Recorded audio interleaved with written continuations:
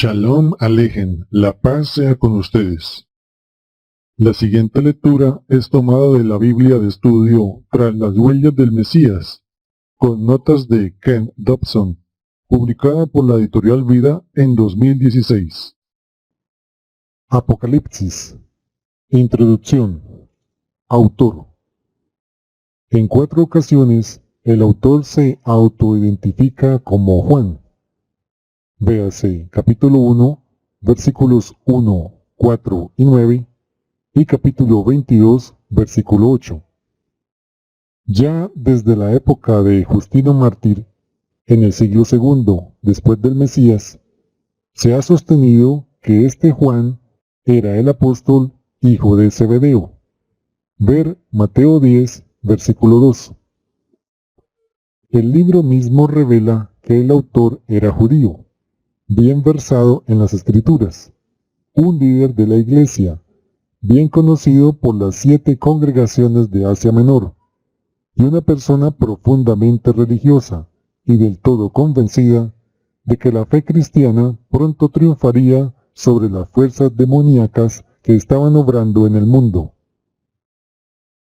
Sin embargo, en el siglo III, un obispo africano llamado Dionisio compara el lenguaje, el estilo y el pensamiento de Apocalipsis con los de otros escritos de Juan y decidió que este apóstol no podía haber escrito el libro.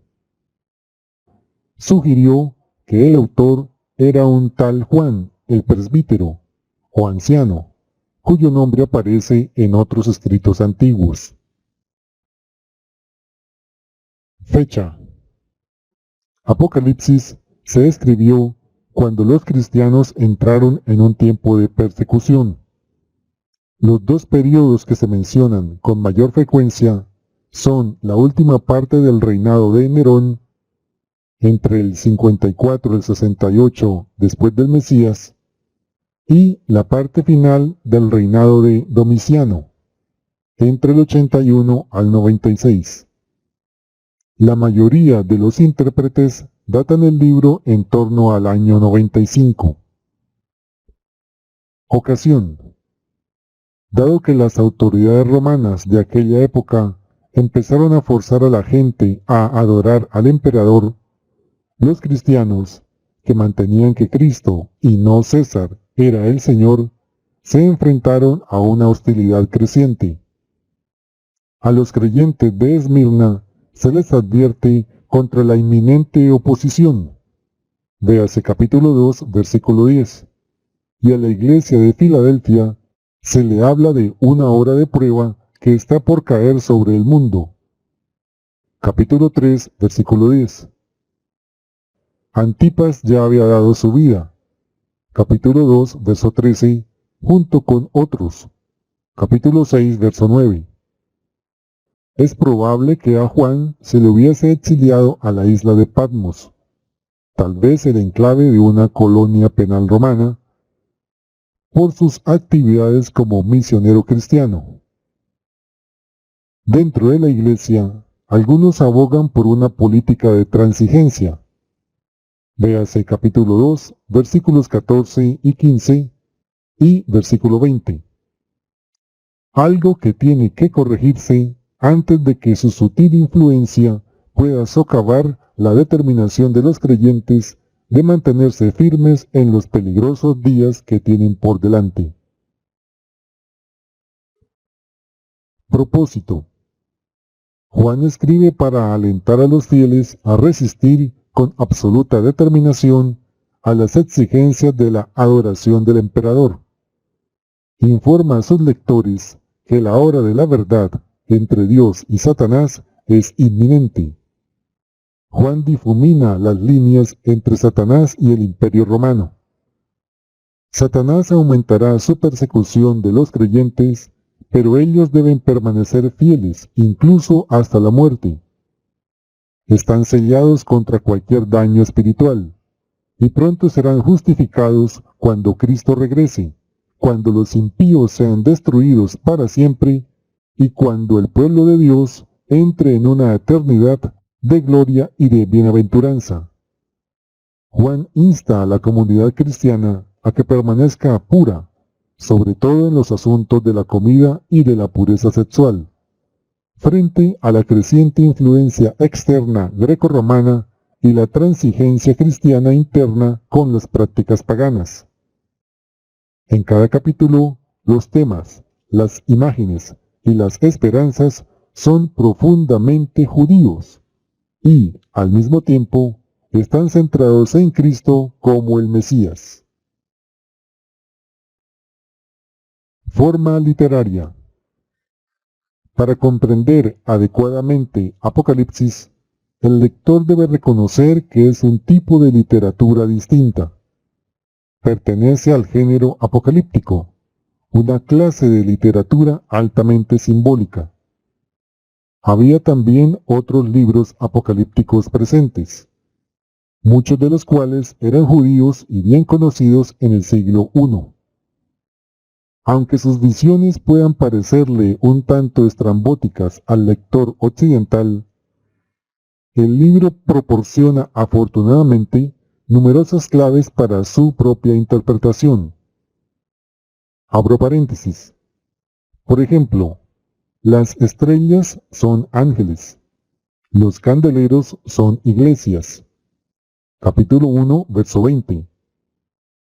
Entre comillas, la gran ramera, capítulo 17, versículo 1, es, entre comillas, Babilonia.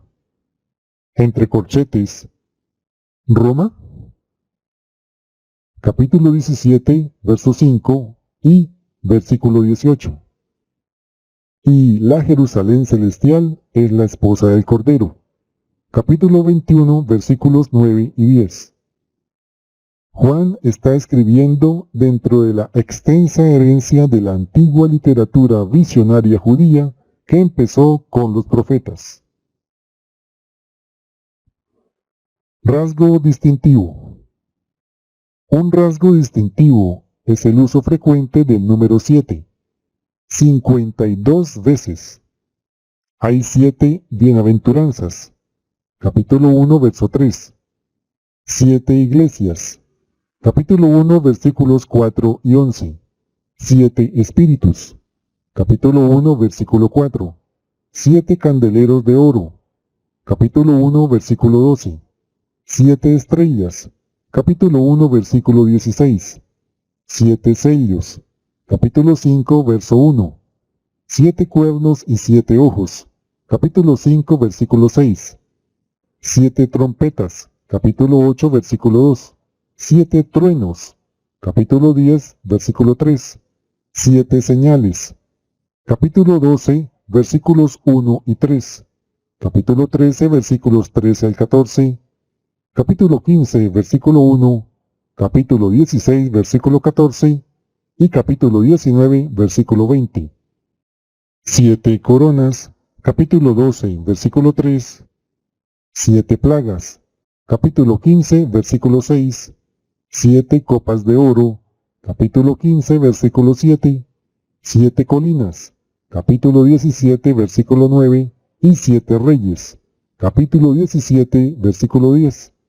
Como también otros 7. Simbólicamente, el número representa la plenitud, lo completo. Interpretación. Los intérpretes de Apocalipsis suelen dividirse en 4 grupos. 1. Los preteristas. Entienden el libro principalmente en términos de su entorno del siglo I y afirman que la mayoría de sus acontecimientos ya han tenido lugar. 2. Los historicistas. Lo interpretan como una descripción de la larga cadena de acontecimientos desde Patmos hasta el final de la historia. 3. Los futuristas. Sitúan el libro principalmente en los tiempos del fin. 4. Los idealistas. Consideran que son imágenes simbólicas de verdades tan intemporales como la victoria del bien sobre el mal. Afortunadamente, las verdades fundamentales de Apocalipsis no dependen de adoptar un punto de vista en particular. Están disponibles para cualquiera que lea el libro por su mensaje global y venza la tentación de dejarse fascinar demasiado por sus detalles. Bosquejo 1. Introducción. Capítulo 1, versículos 1 al 8. 2. Jesús entre las 7 iglesias. Capítulo 1, versículos 9 al 20.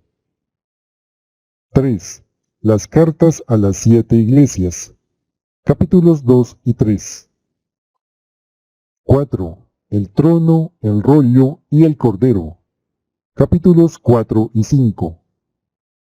5. Los 7 sellos. Capítulo 6, versículo 1 al capítulo 8, versículo 1. 6. Las 7 trompetas. Capítulo 8, versículo 2 al capítulo 11, versículo 19. 7. Interludio. Persecución, liberación y juicio. Capítulos 12 al 14. 8. Las 7 copas. Capítulos 15 y 16. 9. La destrucción de Babilonia y la venida de la Nueva Jerusalén. Capítulo 17, versículo 1 al capítulo 22, versículo 5. 10. Conclusión y bendición. Capítulo 22, versículos 6 al 21.